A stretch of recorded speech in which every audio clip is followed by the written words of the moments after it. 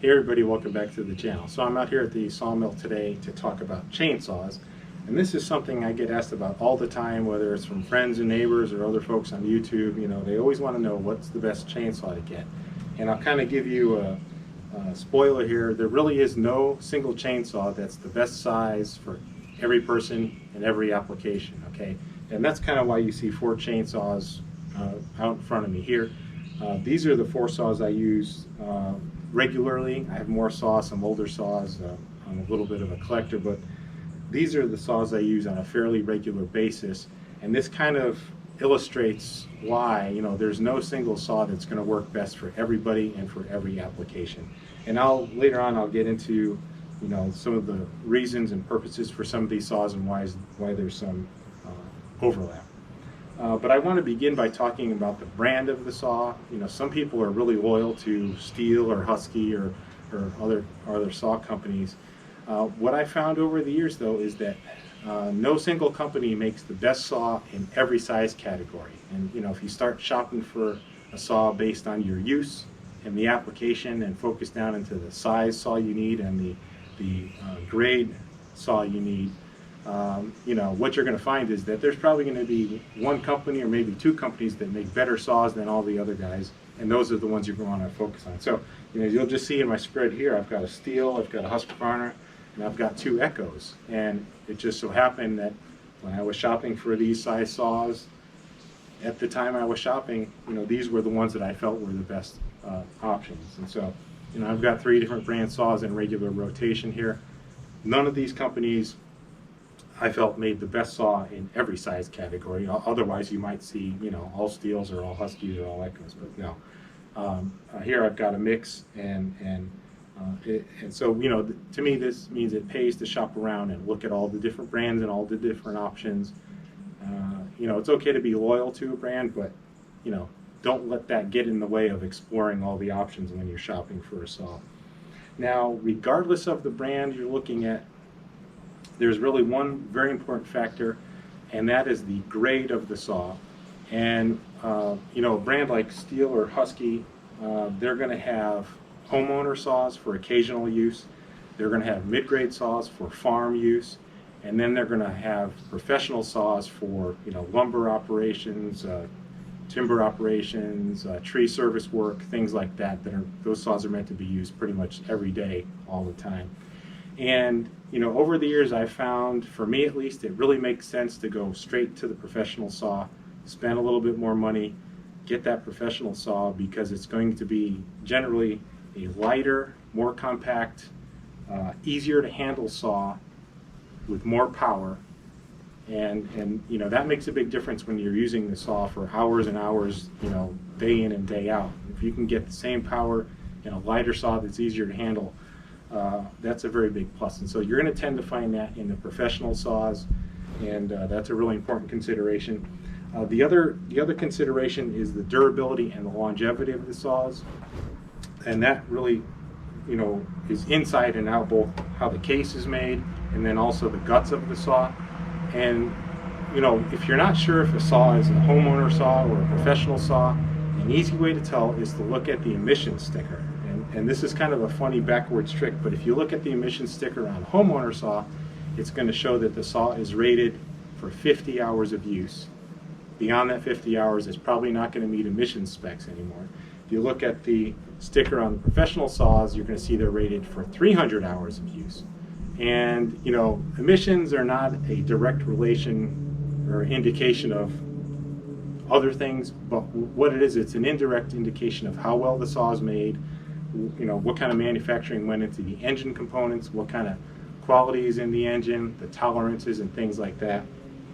And so it really is a backwards indication where, you know, a homeowner saw, they might have some plastic parts in there, they might have lower tolerances. That saw is for occasional use. It's not going to last as long as a professional saw, which is going to have higher quality components, better manufacturing, better tolerances, and things like that.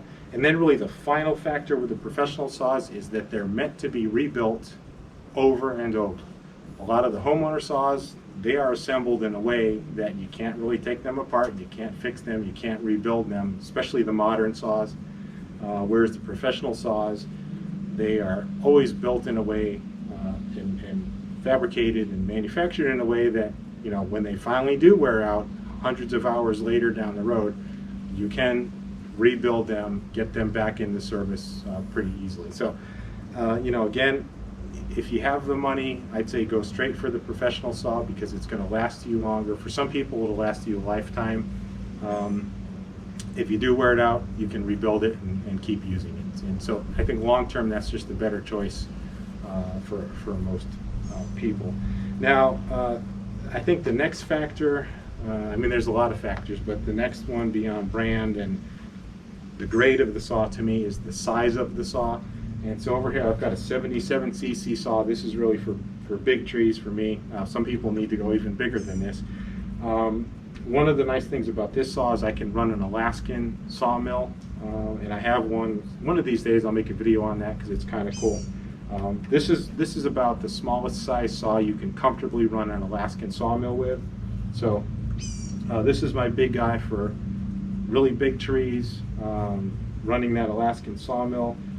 Or if I just don't have time and I want something that cuts through wood like, you know, it's butter, this is the saw to do that. It just has effortless power. It's amazing. The problem with that saw, though, is it's very big, it's very heavy. It's not something I want to handle all the time, and so that's the reason I got this 60cc saw. This is a Husqvarna 562 XP, probably one of my favorite saws ever. It's much lighter than the steel 461, much easier to handle. I'd say it's really got 3/4 to 7/8 of the power, so it's performance-wise, it's not a big drop off. But this just works out to be a good size for me. It's kind of a good jack of all trades saw, and very comfortable to use on a daily basis. But this still is too heavy for many types of things. And so that's why I have a 50cc saw. This is a Echo 501P. This is one of their Shindawa saws after those companies merged. This is a nice light saw. At the time I bought this, it was the lightest 50cc on the market. Prior to this, I had a steel 261 that's also a very nice 50cc saw, but it was noticeably heavier. And you know, the reason I go to this size is to get something lighter, and so this was a really compelling choice. Last time I was shopping for a 50cc saw because it's just really nice and light and very powerful. And then on the small end of the spectrum, this is a top handle tree saw. Most people are not going to want a saw like this. Most people shouldn't be using a saw like this. This is really primarily for work when you're up in the air, you know, maybe on a ladder, in a bucket, climbing a tree, hanging from a rope, something crazy, some of the crazy things I don't do anymore. This is a saw meant for one-handed operation or very close grip two-handed operation. And again, that's the kind of thing you're going to be doing up in the air in weird situations where, you know, you might be reaching with one hand to operate the saw, or you're going to be using close grip. This is not a good saw for groundwork. It's not a safe saw for groundwork. And so really, this has very limited purpose up in the air, but it is a nice, small, zippy saw. These tree saws tend to be very responsive, and probably because, I mean, any situation I've been in where I'm up on a ladder or up in the air operating a chainsaw, you know, I want to be surgical and quick, and I want to be in and out of there, and that's where you want a very zippy, small, but powerful saw, and that's what these tend to be. And so there's, you know, the range of saws from 30cc all the way up to 77cc, and some of the reasons and purposes that I use them for.